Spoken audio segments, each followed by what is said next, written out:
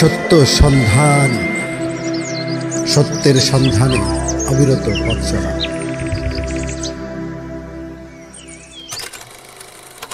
আসসালামু আলাইকুম বন্ধুগণ। এই যে পাশে দেখুন, ছাগলের ভয়ে বেড়া দিয়ে রাখছি একটা উন্নত জাতের লিচুর চারা। হয়তো ফলন আসে না, যদিও ফলন একদিন আসবে। সে যেভাবে গজায় উঠতেছে খাবার দাবার পায়া, এটা ফলন দিবে, আসবে ইনশাল্লাহ। আল্লাহ মানুষকে শ্রম দিলে পরে তার যা যা দিয়ে থাকেন, এটা কোরআন কারিমের কথা। তো সেই কারণে লিচু গাছটার কথাও বলে রাখলাম, দেখা রাখলাম।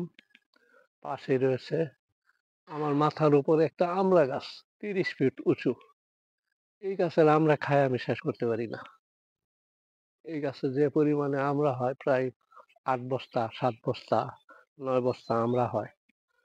আমি 2-4টা ঢাল রাখি খাওয়ার জন্য, বাকিগুলো বিক্রি করে দিই। যার কাছে বিক্রি করি, সহজলভ্যে বিক্রি করি, সেও নিতে আসে। প্রতি বছরই ব্যাপারীরা এসে খুঁজে আমাকে, যে ডাক্তার সাহেবের কাছে গেলে ওই গাছটা নিলে আমরা লাভবান হব। এটা হলো 12 লাখ একটা নারিকেল গাছ। এটার ফলন শুরু হয়েছিল কয়েকদিন আগে। এটা ডাব পায়রা লেগেছে, আমি ডাব আসছিল, ডাব পায়রা ছাড়াইছি, গাছ ছাড়াইয়া আবার সার খোল দিয়া রাখছি। তো এই হলো আরেকটা নারকেল গাছ পাশেই দেখুন, ওইটাও অন্য দেশীয় জাত। এটা কোনো ফলন হয় না, অনেকদিন যাবৎ ফলন হয় না। তারপর আমি আসার উপরে সার খোল যত্ন দিয়ে যাচ্ছি, করেই যাচ্ছি। আমার দায়িত্ব, আমি শ্রম দিব, তাকে সেবা দিব। এটা হলো একটা তেজপত্র গাছ লাগাইছি। তেজপত্র একটা ঔষধি গাছের গুণও আছে, এবং আমাদের বিভিন্ন বান্নার কাজে লেগে থাকে। এটা হলো আপনার লটকন গাছ। এটা একটা উন্নত জাতের লটকন। এই বছর আসছিল, ফুল আসছিল। খরানের কারণে ফুল ঝরে গেছে, আমি পানি দিচ্ছি, মোটরের পানি, তারপরেও টিকে নেই। এই পাশে এইটাও তেজপত্র গাছ। তো কাঁঠালের কথা তো কি বলবো, কাঁঠাল তো আছেই, জাতীয় ফল কাঁঠাল। সেই কাঁঠাল ধরে আছে, একদিন না একদিন খাওয়ার সময় হয়ে যাবে। সেটাও আমি কাঁঠালগুলো, কিছু কাঁঠাল রাখা বাকিগুলো বিক্রি করে দিয়েছি, তা থেকেও একটা নগদ ক্যাশ পাইছি।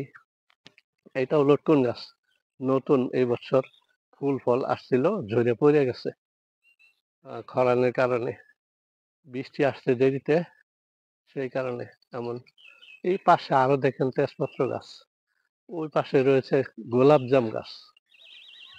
এইগুলি, এটা হলো গোলাপজাম গাছ।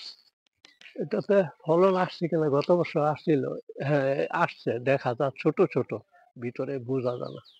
তো আর কয়েকদিন গেলে এটা বোঝা যাবে। তো আসুন, এই হলো, এটা একটা ফুলের গাছ। এগুলো হলো কলা গাছ, কলাও আসে, খাই। ওই যে কলা, ও এর মধ্যে কলা, ওই যে কলা উপরে নিহালিয়া কলা আছে, এটা পারবো একদিন, বাতি হয়ে গেছে। তো হাসি পাশেই আছে দেখুন বিভিন্ন প্রজাতির আমার গুড়ির বাঁশ, গুড়ির কাজে লাগে, বেড়ার কাজে লাগে, আমার ব্যক্তিগত কাজে আসে, সারিবদ্ধ ভাবে লাগায় রাখলাম।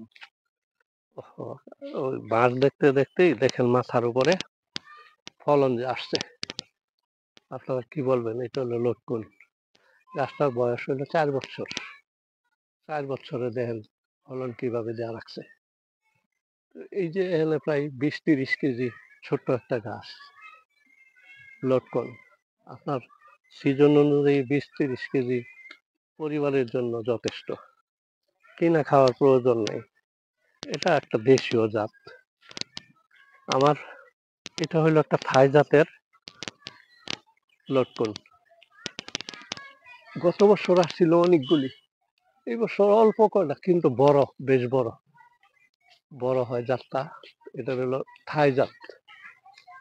গাছটাও গত বছর অনেকগুলি আসছিল, প্রায় এটার মধ্যে 15 কেজি ইয়া আসছিল, আঙ্গুর আসছিল, লটকন আসছিল।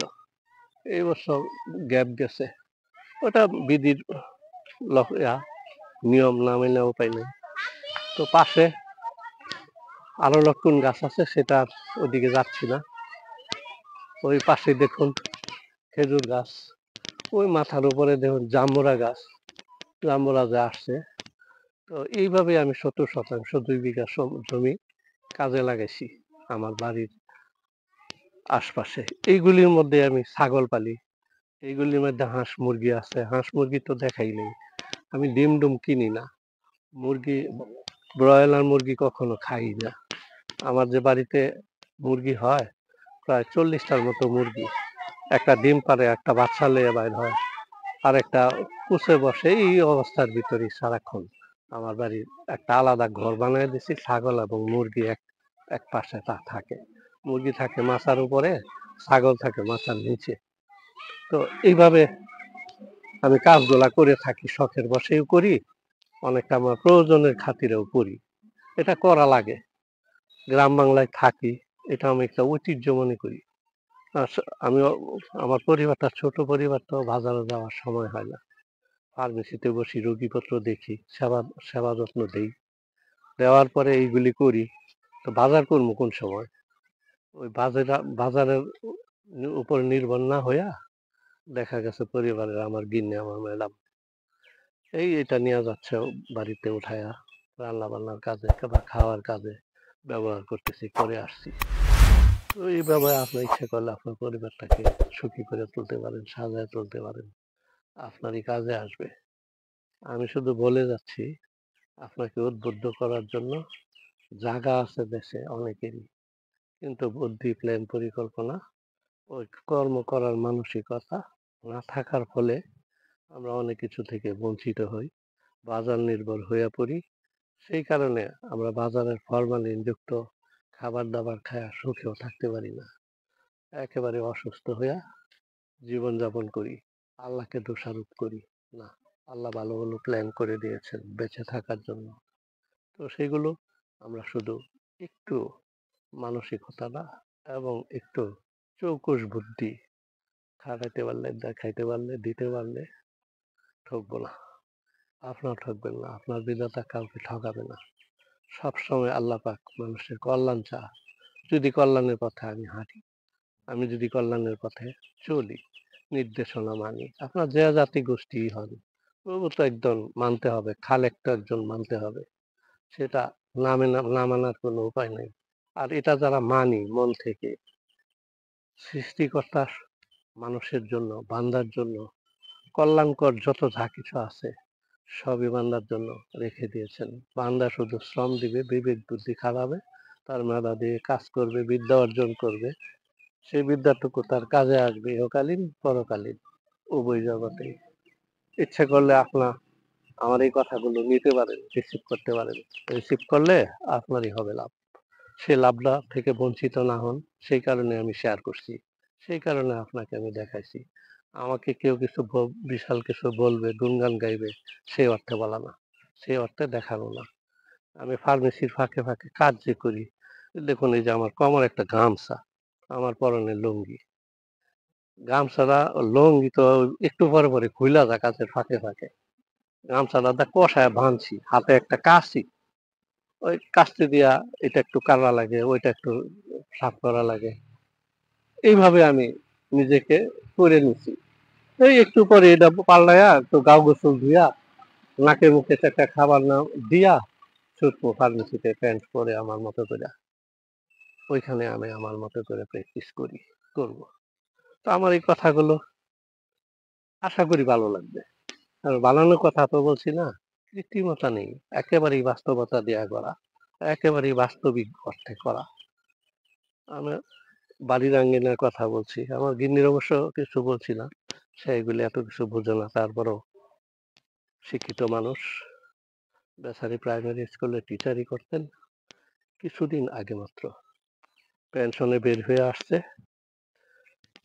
আল্লাহর মেহেরবানি, আপনাদের দোয়ার বরকতে আমি একজন সুখী মানুষ ছিলাম বলতে পারি, এটা বলেই যাব।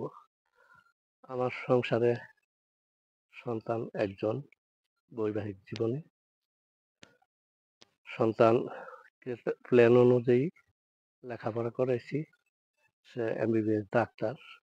বর্তমানে লেখাপড়া শেষ এখনো হয় নাই। এফসিপিএস করতেছে সার্জারির উপরে। এটা শেষ হইতে আরো 2 বছর। তো এখন অবধি সাংসারিক দায়-দায়িত্ব তার উপরে দেই নাই উঠাইয়া। তুমি পড়াশোনা করো, মানুষের জীবনে কিভাবে কল্যাণ করা যায়, মানুষের জীবনে কিভাবে সেবা পেশাটা দোরগোড়ায় দেওয়া যায় সহজ করে। কোনো মানুষ যেন তোমার দ্বারা আইসা কসাই না হও। এটা যেন কোনো লোক না বলে যে চিকিৎসক কসাই। এটা মুছে দিতে হবে। এটা তোমার দায়িত্ব আমি মনে করি। এবং সেই অর্থেই তোমাকে আমি অর্থবিত্ত দিয়া লেখাপড়া করাইছি। এই বাড়িটা বিষয় না, সন্তানরাও বিষয় না, স্ত্রীর কথা বললাম এটাও বিষয় না। বিষয় হইল আপনার প্ল্যান পরিকল্পনা অনুযায়ী কর্ম চালিয়ে যাবেন, কর্মযজ্ঞ করে যাবেন। বিধাতা একজন আছেন, আপনার মনের খবর জানেন। যদি সে প্ল্যানের ভিতরে থাকবেন, আপনাকে আল্লাহ দিতে বাধ্য, দিবেন। অন্যের বিষয়বস্তু দেখে আমি হিংসার শিকার, প্রতিহিংসা করি, প্রতিহিংসায় লিপ্ত হই।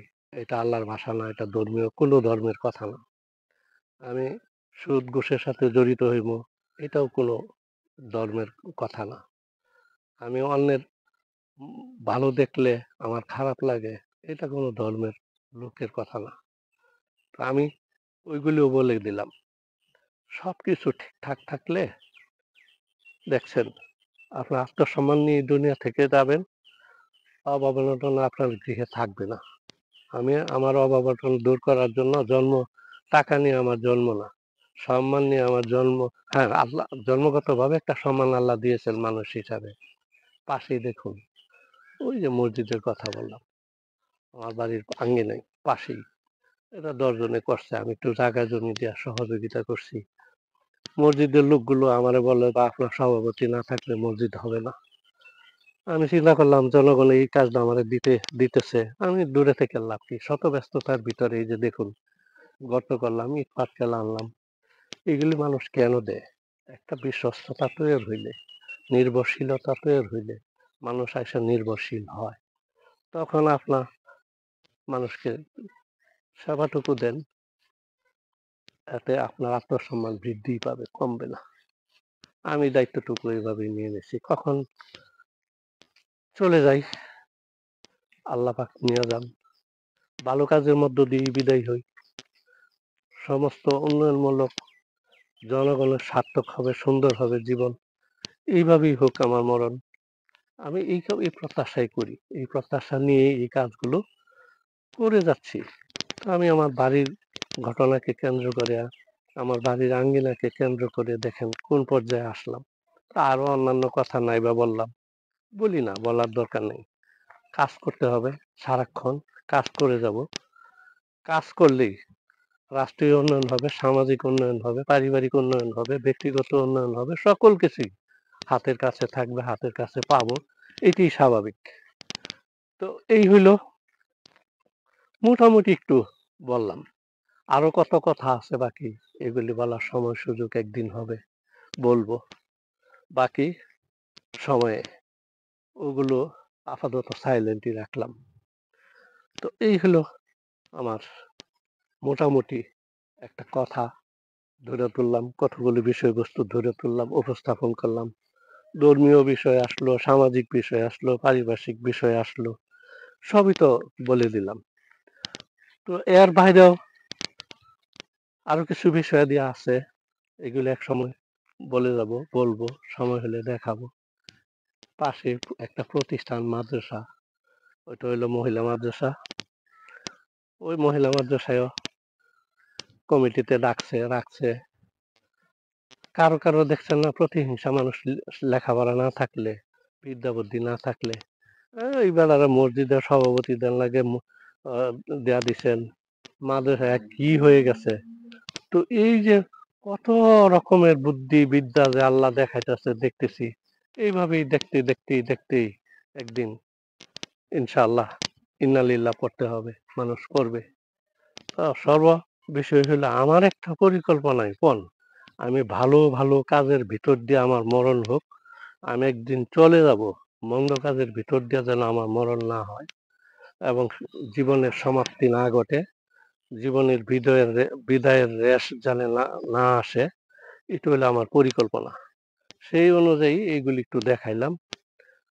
আপনাদের ভালো লাগবে, ভালো কাজ করলে ভালো লাগে, ভালো কাজ করলে কারো কারো প্রতিহিংসা হিংসার শিকার হইতে হয়। তো এইগুলি থাকে না, কোলাইতে পারে না। প্রতিহিংসা যারা করতে আসে, একটা মানুষের বুদ্ধবাড়ি হইলে, গভীরতা থাকলে, জ্ঞান বিদ্যা থাকলে ওই শয়তান এসে এখানে ভর করতে পারে না। শয়তান যুগ যুগ যুগ ধরে থাকবেই, থাকারই কথা। আর তাদের শয়তানের বিভিন্ন বাধা, বিভিন্ন ধরনের অবস্থাক যখন তৈরি হয়, আসে সামনে, তখন আপনার ব্রেন আরো পাকা হয়। বিভিন্ন অবস্থাক যখন তৈরি হয়, আপনার মেধা আরো বৃদ্ধি হয়। সঠিক বিষয় খুঁজে পাওয়া যায়। এটা দিয়ে একটা বইও তৈরি করা যায়। বই যদি লেখালেখি করার সময় পাই না ভাই, বইটা যদি লিখতাম, মার্কেটে বইও সেল দিতে পারতাম। তো এগুলি একটু ভিডিও করার সুযোগ হয়েছে, এই কারণে ভিডিওটা করলাম, আপনাদেরকে দেখাইলাম। বর্তমান এটাও একটা বই, এটাও একটা লিখনি। মুখের কথায় কলমে না লেখা মুখে বলে রাখলাম, ভিডিও হয়ে গেল।